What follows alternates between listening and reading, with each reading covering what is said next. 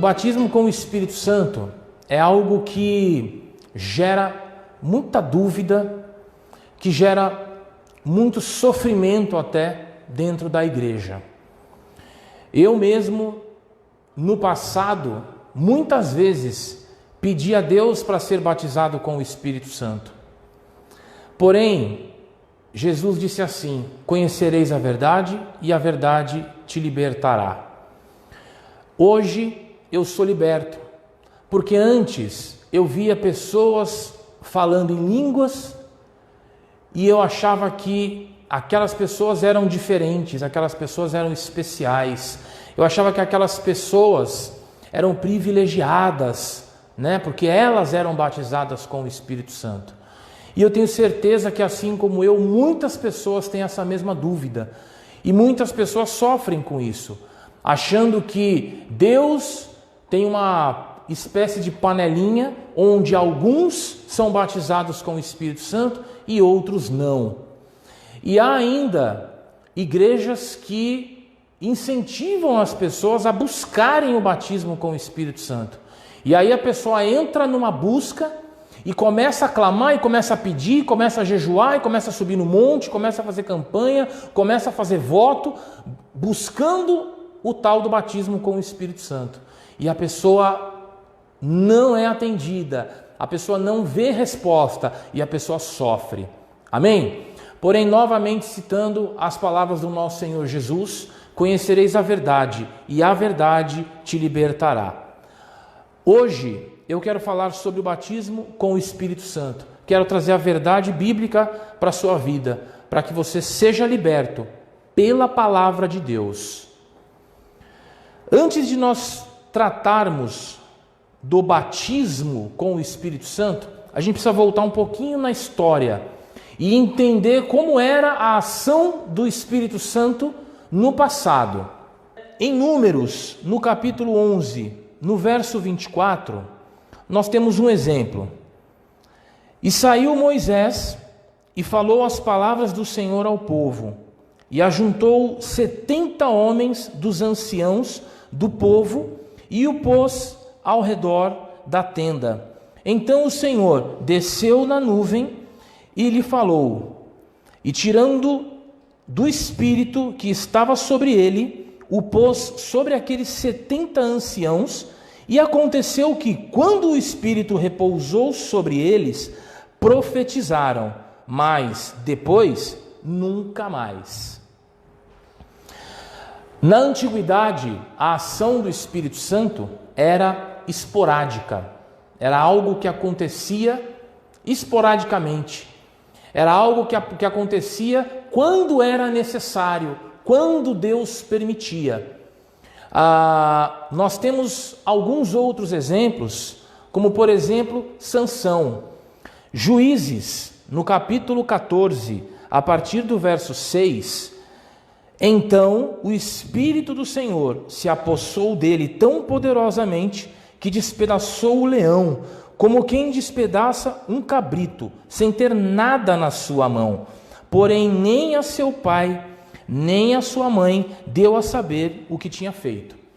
A Bíblia deixa claro que o Espírito do Senhor se apossou de Sansão, dando a ele uma força sobrenatural.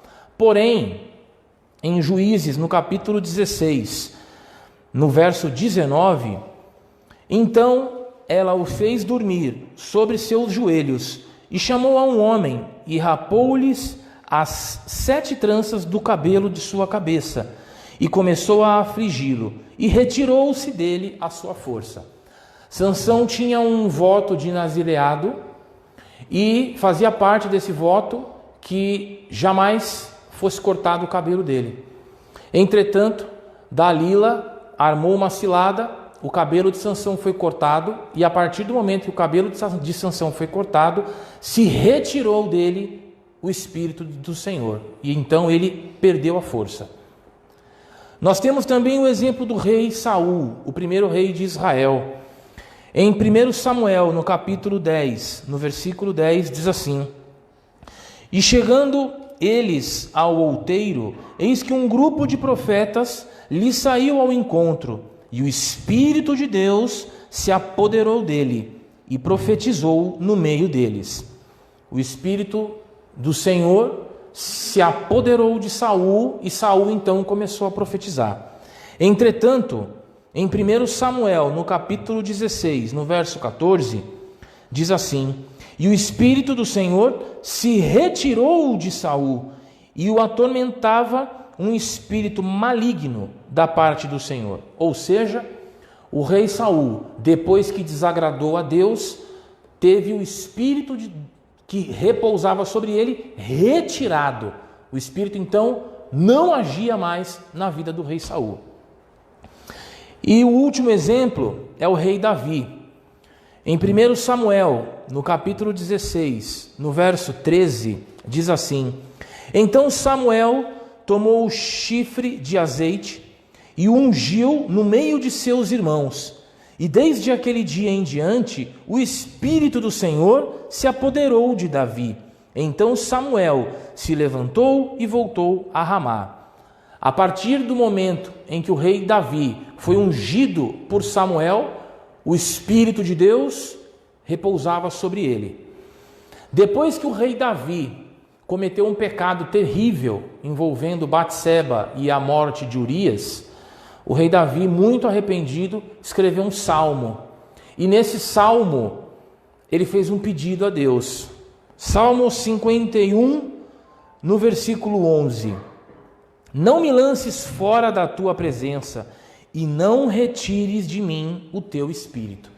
O rei Davi tinha plena convicção de que Deus poderia retirar dele o Espírito Santo. Amém? Então, irmãos, na antiguidade, a atuação do Espírito Santo ela era esporádica, ela era momentânea, ela era algo que acontecia no momento que era necessário. Se antigamente a ação do Espírito Santo era esporádica, por que então a Bíblia nos diz que o Espírito Santo habita em nós e que nós somos templos do Espírito Santo? Deus prometeu a presença do Espírito Santo de forma permanente. No passado, a ação do Espírito Santo era esporádica, porém, num determinado ponto da história, Deus prometeu que o Espírito Santo seria permanente sobre o seu povo. Ezequiel, no capítulo 36, a partir do verso 26, diz assim: e lhes darei um coração novo, e porei dentro de vocês um espírito novo, e tirarei da vossa carne o coração de pedra, e lhes darei um coração de carne, e porei dentro de vocês o meu espírito, e farei que andem nos meus estatutos, e guardem os meus juízos, e os observem. O profeta Joel, no capítulo 2, no verso 28, profetizou algo exatamente igual. E há de ser que, depois, derramarei o meu espírito sobre toda a carne, e os seus filhos e filhas profetizarão, e os seus velhos terão sonhos, e os seus jovens terão visões. E também sobre os servos e sobre as servas, naquele dia derramarei o meu espírito. Então nós temos duas profecias encontradas no Velho Testamento acerca da presença permanente do Espírito Santo. Amém? Irmãos, por que então surgiu a história do batismo com o Espírito Santo? Primeiro, Deus não usou a palavra batismo. Deus falou: olha, eu vou derramar o meu espírito, eu colocarei o meu espírito. Porém, em Mateus, no capítulo 3, no verso 11, João Batista, ele avisou que aquela promessa, que aquela profecia do Antigo Testamento acerca do derramamento do Espírito Santo, ela se cumpriria através de Jesus Cristo.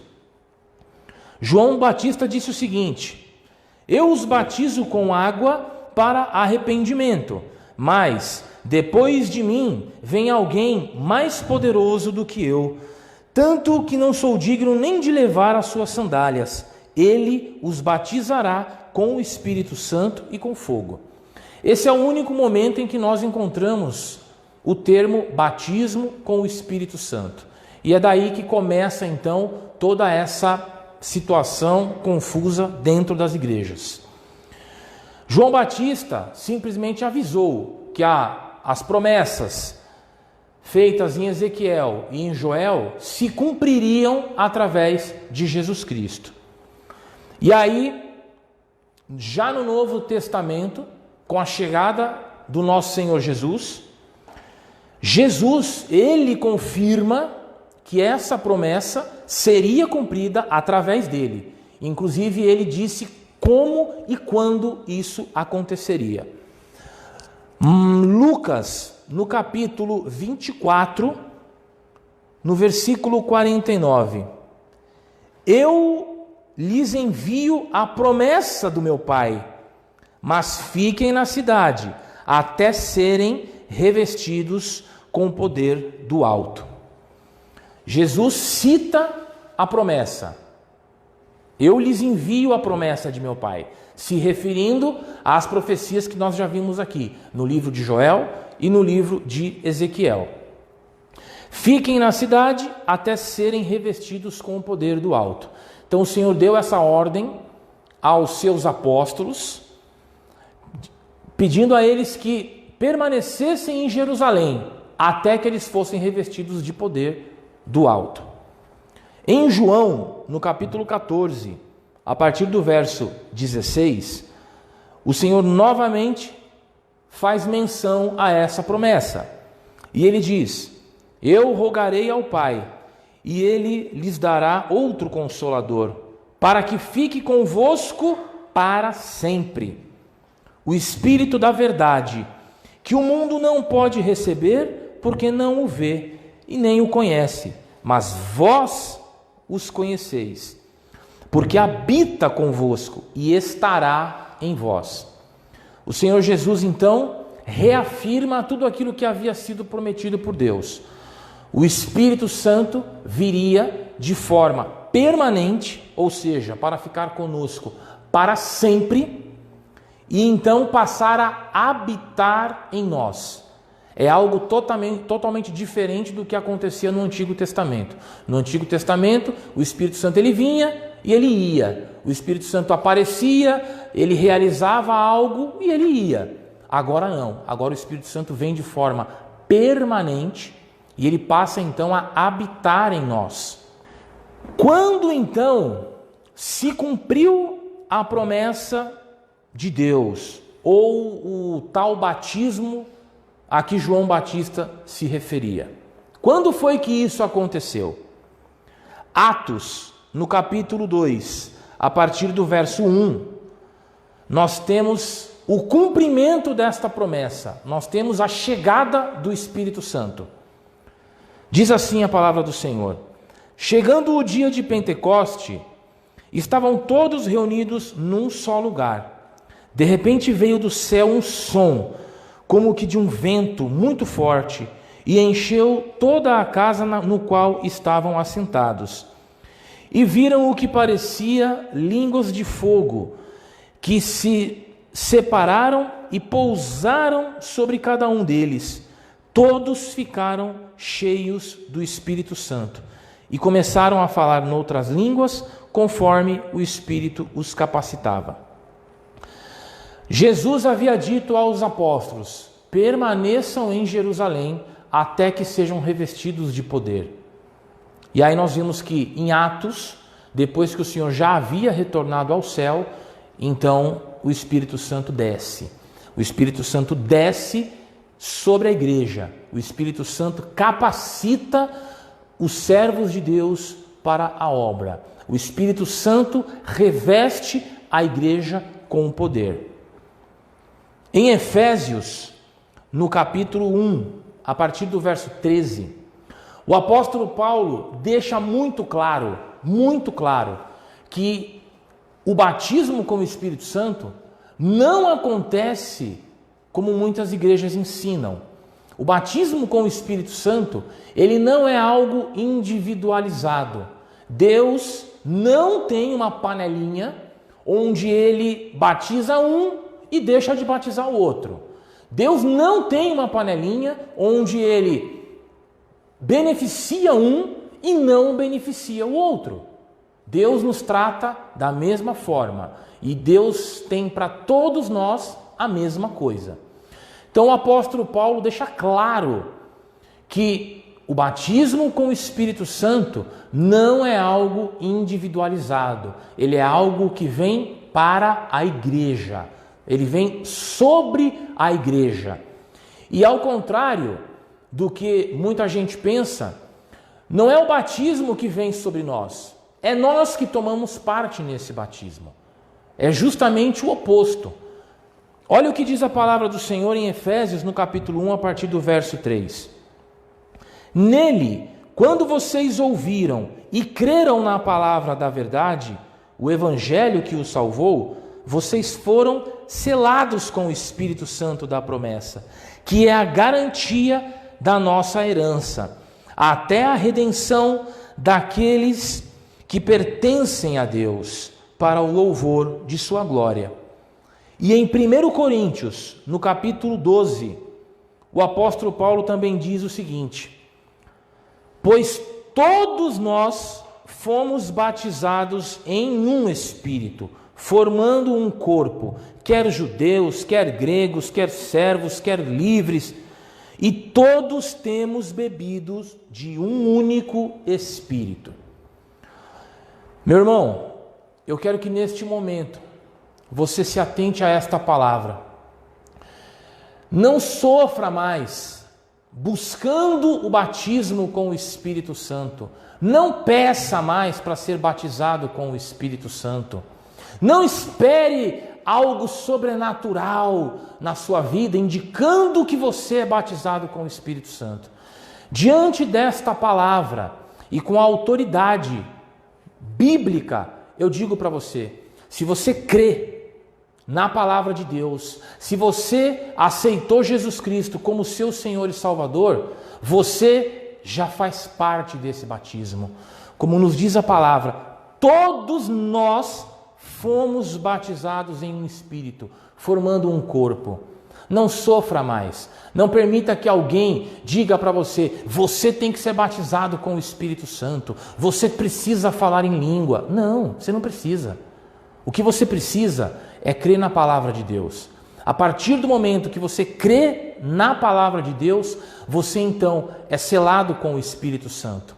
A partir do momento que você crê na palavra de Deus, você faz parte desse corpo, você toma o teu lugar nesse corpo. E esse batismo que já aconteceu sobre a igreja, você toma parte nele. Amém? E para a gente finalizar, falar em língua estranha é evidência de batismo com o Espírito Santo? A resposta é não. Não há nenhuma evidência física, visível, de que a pessoa é batizada com o Espírito Santo. Não existe. A Bíblia não aponta absolutamente nada nesse sentido. Como nós vemos aqui, o que mostra se a pessoa é batizada com o Espírito Santo é a fé dela. Se a pessoa crê na palavra, se a pessoa aceita Jesus Cristo como seu Senhor e Salvador, pronto. Essa é a evidência do batismo com o Espírito Santo. Falar em língua estranha é simplesmente um dom. A mesma coisa acontece com quem tem o dom de cura. A mesma coisa acontece com quem tem o dom de profetizar. É simplesmente um dom. 1 Coríntios, no capítulo 12, a partir do verso 11. A cada um, porém, é dada a manifestação do Espírito, visando ao bem comum. Pelo Espírito é a um dada a palavra de sabedoria, a outro a palavra de conhecimento. Pelo mesmo Espírito a outro a fé. Pelo mesmo Espírito a outro dons de cura. Pelo único Espírito a outro poder de operar milagres, a outro profecia, a outro discernimento de espíritos, a outro variedade de línguas e ainda a outro interpretação de línguas. Todas essas coisas, porém, são realizadas pelo mesmo e único Espírito, e ele as distribui individualmente a cada um conforme quer. A palavra deixa claro que cada um recebe do Espírito um determinado dom, com uma determinada utilidade. Ou seja, o mesmo Espírito que permite alguém falar a língua estranha, permite ao outro curar, permite ao outro operar milagre, permite ao outro ministrar uma palavra de sabedoria. É o mesmo Espírito. Aquele que fala em língua, ele tem o mesmo Espírito que aquele que cura, que aquele que ministra, ou ainda aquele que não tem dom nenhum. É o mesmo Espírito. E o apóstolo Paulo deixa claro, no momento ainda diz assim, o mesmo e único Espírito. Só existe um Espírito. Esse Espírito não vai operar privilegiando um e desprivilegiando o outro. Deus não faz esse tipo de acepção. A palavra de Deus não se contradiz. Então você acreditar que o Espírito Santo é algo individualizado, é dizer que a palavra de Deus, ela se contradiz. Se Paulo deixa claro que o Espírito concede dons diferentes, por que então achar que todos têm que ter o mesmo dom? Por que achar então que todos têm que falar em língua? Olha ainda para completar o que o apóstolo Paulo nos diz em 2 Coríntios, no capítulo 12, a partir do versículo 28. Assim, na igreja, Deus estabeleceu primeiramente apóstolos, em segundo lugar profetas, em terceiro lugar mestres, depois os que realizam milagres, os que têm dom de curar, os que têm dom de prestar ajuda, os que têm dons de administração e os que falam diversas línguas. São todos apóstolos? São todos profetas? São todos mestres? Têm todos, por acaso, o dom de realizar milagres? Todos têm o dom de cura? Todos falam em línguas? Todos as interpretam? O apóstolo Paulo pergunta ainda e questiona: por acaso são todos apóstolos? Por acaso são todos profetas? Por acaso todos têm o dom de cura? Por acaso todos são administradores? Se a resposta é não para tudo isso, por que achar então que todos têm que falar em língua? Por que então impor que as pessoas falem em língua estranha para provar que ela tem o Espírito Santo? Isso não é bíblico. Isso não é bíblico. Então, irmão, citando mais uma vez as palavras do nosso Senhor Jesus: conhecereis a verdade, e a verdade te libertará.